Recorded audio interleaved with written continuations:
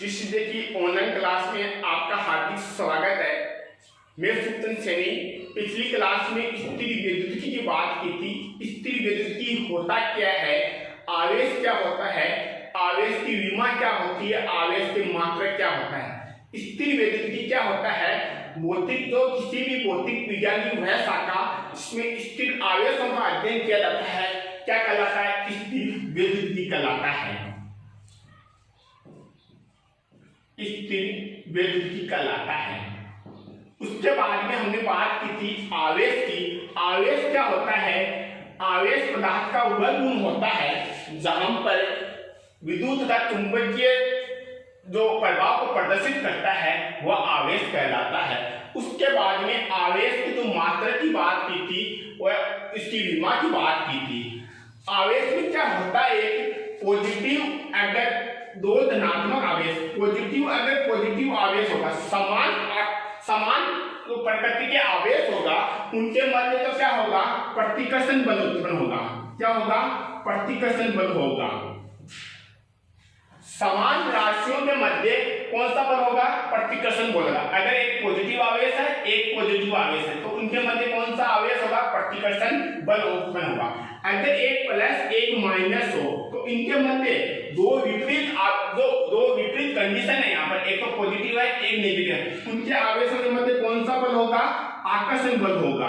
हम कह सकते हैं समान प्रकृति के मध्य कौन सा बल आता है, प्रतिकर्षण बल होगा, और जो विपरीत प्रकृति के मध्य कौन सा बल होता है, आकर्षण बल होता है। आवेश है। इसके बाद में आता है अपना टॉपिक आवेशन की विधियां। आवेशन की विधियां,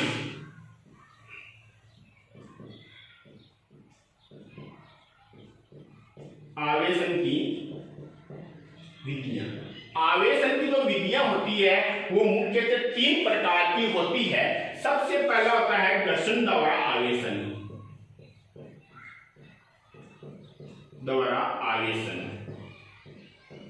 दूसरी जो विधि होती है वह होती है संपर्क या चालन द्वारा।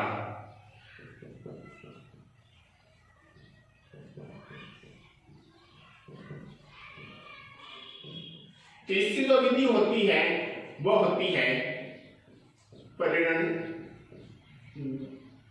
द्वारा आवेशन। आवेशन की विधियां तीन प्रकार की होती है। सबसे पहले जो विधि होती है वह होती है घर्षण द्वारा आवेशन, दूसरी होती है चालन द्वारा आवेशन, तीसरी होती है प्रेरण द्वारा आवेशन। लेकिन आवेशन होता क्या, सबसे पहला आवेशन क्या होता है, जो आवेश करने का प्रक्रिया या आवेश करने का जो तरीका होता है वही क्या कहलाता है, आवेशन कहलाता है। कोई वस्तु ली मैंने दो, उनको मैंने आपस में रगड़ने पर क्या होगा, आवेश उत्पन्न होगा। जो ये तरीका ही क्या कहलाता है, आवेशन कहलाता है। आवेशन की सबसे पहले विधि होती है घर्षण द्वारा आवेशन। इसमें क्या होता है, एक पॉजिटिव आवेश लेते हैं एक नेगेटिव आवेश लेते हैं, इनको आपस में रगड़ने के कारण जो आवेश उत्पन्न होता है वो क्या होता है, घर्षण द्वारा आवेशन होता है। दूसरा होता है चालन द्वारा। इसमें तो क्या होता है, घर्षण में तो क्या होता है, वस्तु को क्या करते हैं, इसको आपस में रगड़ते हैं, लेकिन चालन में क्या करेंगे, उस वस्तु को पास में लेकर आएंगे। मान लो ये कोई दो वस्तु है, इसको जब मैं रगड़ूंगा ये तो क्या होती है, घर्षण द्वारा होगा। लेकिन तो चालन में क्या करेंगे, जब दो वस्तुओं को नहीं रगड़ते क्या करेंगे, पास में लेकर आऊंगा, वो कौन सा होता है, चालन द्वारा आवेशन होता है। एग्जाम की दृष्टि से तो प्रेरण द्वारा आवेशन है, एग्जाम में सबसे इंपॉर्टेंट है। इसमें क्या होता है, एक होता है एक उदासीन बिंदु है उसके द्वारा आवेशन, एक दो बिंदुओं को लेकर क्या करेंगे, उसमें प्रेरण द्वारा आवेशन करेंगे। सबसे पहले विधि की बात करते हैं घर्षण द्वारा आवेशन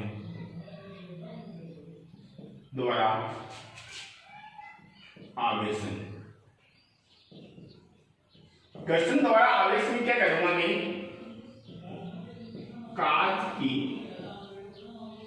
छड़, रेशम का कपड़ा,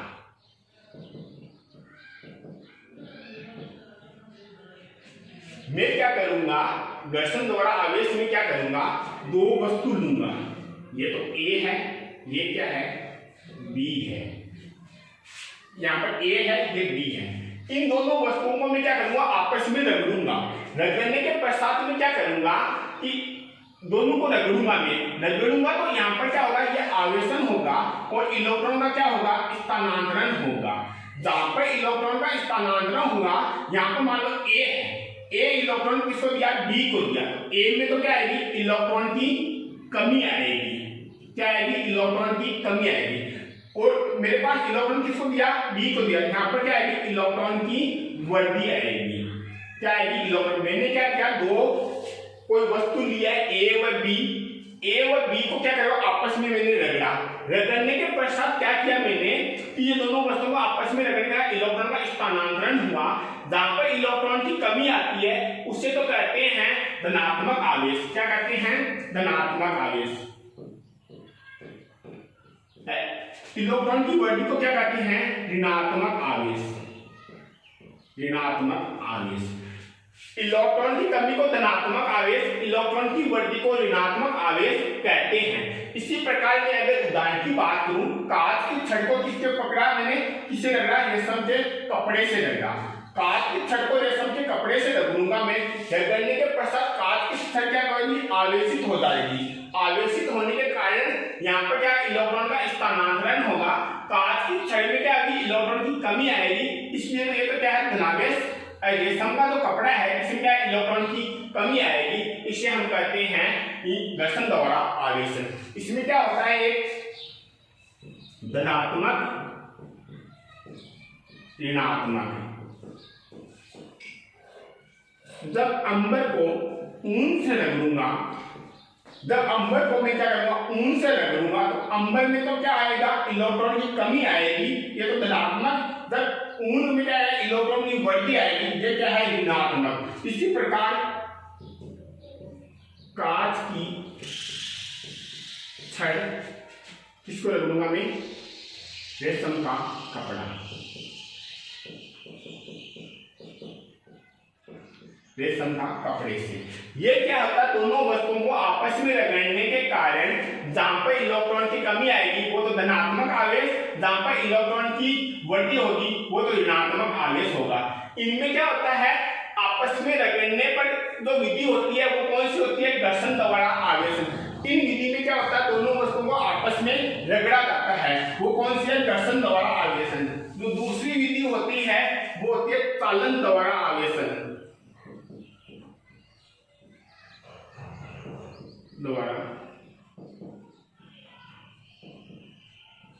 इस विधि में क्या होता है, दो वस्तुओं को आपस में पास में लाते हैं। मान लो मैं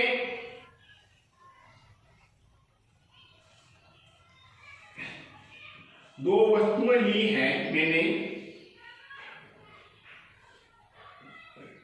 ये एक कुचालक स्टैंड है। क्या है, कुचालक स्टैंड। एक वस्तु उदासीन है, इस पर कोई आवेश नहीं है। एक वस्तु पर पॉजिटिव आवेश है, धनात्मक आवेश है। मैंने क्या किया, एक उचालक, मैंने कोई दो वस्तु ली।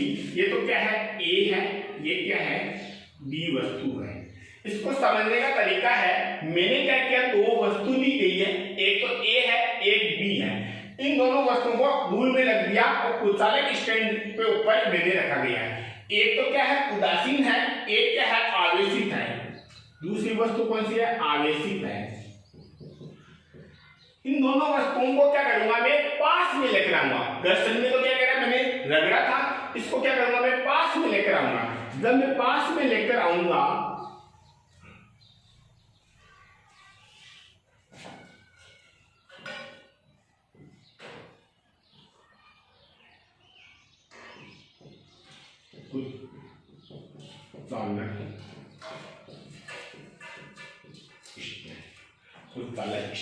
मैंने क्या किया, वस्तु को क्या किया, पास में लेकर आया। पास में लेकर आया तो ये क्या होगा, तो मेरे पास यहां से देखना, ये तो क्या है, पॉजिटिव आवेश।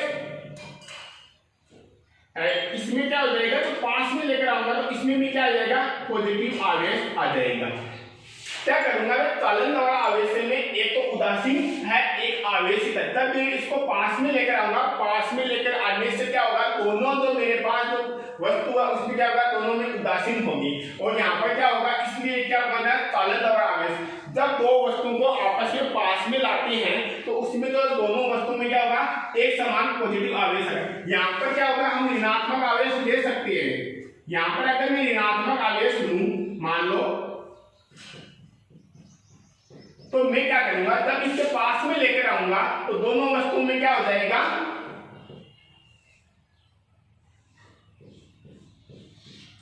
ये तो है कुचालक स्टैंड,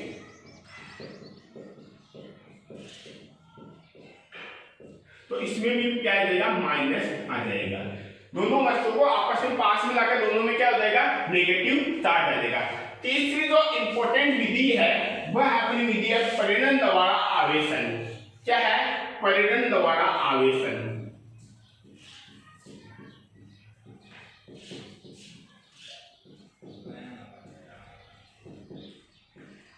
एग्जाम की दृष्टि से सबसे इंपॉर्टेंट है, कई बार एग्जाम में पूछा हुआ है, परिणन द्वारा आवेशन ज्ञात करने की विधि को उत्पत्ति करें। परिणन द्वारा आवेशन में क्या होता है, मैं कोई एक उदासीन बिंदु लूंगा, एक उदासीन बिंदु लूंगा, उससे क्या करूंगा, कुचालक स्टैंड पर रखूंगा।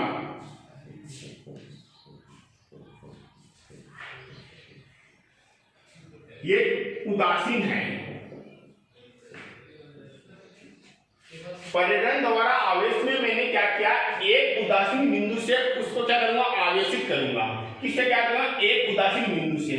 एक उदासीन बिंदु लिया गया है, उसको एक कुचालक स्टैंड पर रखा गया है। दूसरी कंडीशन में मैं क्या करूंगा, जो मेरे पास उदासीन बिंदु है इसको एक आवेशित वस्तु उसके पास है, ये क्या है, उदासीन है, ये है आवेशित। मैंने क्या किया, एक जो मेरे पास उदासीन बिंदु है उसके पास में थोड़ा दूर है, वो क्या है, आवेशित है, पॉजिटिव आवेश है। इसमें क्या करूंगा, इसके तीसरी कंडीशन, इसको मैं पास में लेकर आऊंगा। क्या करूंगा, पास में लेकर आऊंगा, इसको टच नहीं करूंगा मैं, इसको सिर्फ पास में लेकर आऊंगा। पास में लेकर आऊंगा तो यहाँ पर तो मेरे पास क्या, पॉजिटिव आवेश है। मैंने देखो पहली कंडीशन में मैंने क्या किया, पहली स्टेप में मैंने क्या किया, एक कोई कुचालक स्टैंड पर मैंने क्या किया, एक उदासीन बिंदु रखा। दूसरी कंडीशन में मैंने क्या किया, जब उदासीन बिंदु उसके एक थोड़ा दूर है, वो क्या है, आवेशित वस्तु रखी गई है। तीसरी कंडीशन में मैंने क्या किया, इसको क्या है, तो मेरे पास ये जो छड़ है इसको क्या करूंगा, मैं पास लेगा, पॉजिटिव आवेश की छड़, इसको क्या करूंगा, पास लेकर आऊंगा, लेकिन टच नहीं करूंगा। तो मैं क्या करूंगा, जब इसको पास में लेकर आऊंगा तो मेरे पास जो है, पास में लेकर आऊंगा, यहाँ पर तो क्या आ जाएगा, नेगेटिव चार्ज आ जाएगा, यहाँ पर क्या आ जाएगा, पॉजिटिव चार्ज आ जाएगा। क्यों आया, क्योंकि मेरे पास इस छड़ को मेरे पास में लेकर आया, पास में लेकर आने पर जो पास में है इसके विपरीत आवेश आएगा। अगर यहाँ पर नेगेटिव आवेश होता तो यहाँ पर कौन सा आवेश आता, पॉजिटिव आवेश आता। तो यहाँ पर मैंने क्या किया, पॉजिटिव आवेश लिया, पॉजिटिव आवेश का इसके विपरीत आवेश आएगा, वो कौन सा, नेगेटिव आवेश आया। यहाँ से तो दूर है प्लेट, वहां पर क्या है, पॉजिटिव आवेश आया। अगली कंडीशन में मैंने क्या किया था, जो मेरे पास उदासीन बिंदु है इसको जब मैं पास में लेकर आया, पॉजिटिव आवेश, इसमें एक भू संपर्कित जो मेरे पास बिंदु है इसको मैंने जोड़ दिया। जोड़ा इसलिए लिया है, जो मेरे पास छड़ है इसको जब मैं पास में लेकर आया तो यहाँ पर तो क्या आएगा, पॉजिटिव नेगेटिव आवेश, दूर की जो प्लेट है यहाँ पर क्या आएगा, पॉजिटिव आवेश। यहाँ पर जो विपरीत प्रकृति के आवेश होती हैं, यहाँ पर जब मैं क्या करता, इस वस्तु को भू संपर्कित किया, भू संपर्कित किया, तो मैं क्या करूंगा, ये जो मेरे पास पॉजिटिव आवेश है ये किस में चलेंगे, भूमि में, पृथ्वी में चले जाएंगे। जो मेरे पास आवेश है ये ग्राउंड स्टेट में चले जाएंगे। ग्राउंड स्टेट में चले जाने के कारण ये पॉजिटिव आवेश हट जाएंगे। यहाँ से हटने से क्या होगा, अगली कंडीशन में पॉजिटिव नेगेटिव आवेश, पॉजिटिव और नेगेटिव आवेश यहाँ पर क्या गया, क्यों हटा, क्योंकि मेरे पास जो पॉजिटिव आवेश है वो ग्राउंड स्टेट में चले गए, चलने के कारण यहाँ पर क्या होगा, पॉजिटिव आवेश यहाँ से हट जाएंगे। हटने से क्या होगा, जो मेरे पास छड़ है उसके पास में नेगेटिव आवेश है, अगली कंडीशन में क्या करूंगा इसमें कि मेरे पास छड़ है, उस छड़ को मैं हटाऊंगा। हटाने से क्या होगा, तो मेरे पास जो बिंदु है, जो मेरे पास ए बिंदु है, इसमें क्या आएगा, नेगेटिव चार्ज, पूरे संपूर्ण भाग में क्या आएगा, नेगेटिव चार्ज उत्पन्न हो जाएगा। तो मैंने क्या किया था, एक आवेशन, एक उदासीन बिंदु लेकर उसको क्या किया, मैंने किसी वस्तु को आवेशित किया। मैंने कंडीशन सबसे पहले फिगर में क्या किया, सबसे पहला फिगर है उसमें क्या किया, एक उत्तलक स्टैंड को क्या किया, मैंने एक उदासीन बिंदु रखा। उदासीन बिंदु रखा तो मैं क्या करूंगा, इसमें एक दूसरी कंडीशन में क्या किया, तो उदासीन बिंदु के थोड़ा सा दूर में क्या करूंगा, एक आवेशित वस्तु रखूंगा। आवेशित वस्तु मैंने रखा किसके, एक उदासीन बिंदु के पास में एक आवेशित वस्तु रखा। आवेशित वस्तु रखने से क्या करूंगा, तीसरी कंडीशन में क्या होगा कि मेरे पास जो पॉजिटिव आवेश है वो यहाँ पर जो पास वाली जो प्लेट है यहाँ पर तो क्या जाएगा, नेगेटिव। अगर यहाँ पर नेगेटिव होता तो यहाँ पर क्या आता, प्लस आता, लेकिन यहाँ पर पॉजिटिव आवेश है। पॉजिटिव आवेश होने के कारण यहाँ पर क्या आ रहा है, नेगेटिव आवेश आ रहा है। और जो दूर वाली प्लेट है इसमें क्या आएगा, पॉजिटिव आवेश आएगा। जो मेरे पास फिगर 4 है, इसको क्या किया मैंने, इस कंडीशन में क्या किया मैंने, भूसंपर्कित ग्राउंड स्टेट में क्या किया, एक भूसंपर्कित पदार्थ जोड़ दिया। भूसंपर्कित में जोड़ने के कारण जो ग्राउंड स्टेट से जो मेरे पास पॉजिटिव आवेश है वो ग्राउंड स्टेट में चले जाएंगे, वो यहाँ से क्या हो जाएंगे, गायब हो जाएंगे। गायब होने के कारण यहाँ से तो मेरे पास ग्राउंड स्टेट में पॉजिटिव आवेश यहाँ से निकल चुके हैं। तो मेरे पास जो कंडीशन बची वो ये बची कि मेरे पास जो छड़ है उसके पास में नेगेटिव आवेश है। जब मैं इस छड़ को हटाने पर तो यहां से जब से मैं हटाऊंगा तो मेरे पास संपूर्ण भाग में नेगेटिव आवेश उत्पन्न हो जाएगा। ये कौन सी विधि है, परिणन द्वारा आवेशन है, एक बिंदु आवेश को लेकर। इसी प्रकार मैं क्या करूंगा, दो बिंदु आवेश को लेकर उसको क्या करूंगा, मैं आवेशित करूंगा। क्या करूंगा, आवेशित जब करूंगा मैं उसमें, तो इसमें भी क्या होगा, एक धनावेशित हो जाएगा इसमें। तो ये कौन से परिणन द्वारा आवेशन, ये सबसे एग्जाम की दृष्टि से सबसे इंपॉर्टेंट है ये। उसके बाद में हम बात करें, अपना अगला टॉपिक है कूलाम बल। कूलाम बल होता क्या है, सबसे पहले कूलाम बल में क्या होता है, दो स्थिर आवेश की बात करती हैं। एक तो Q1 है, एक क्या है, Q2 है।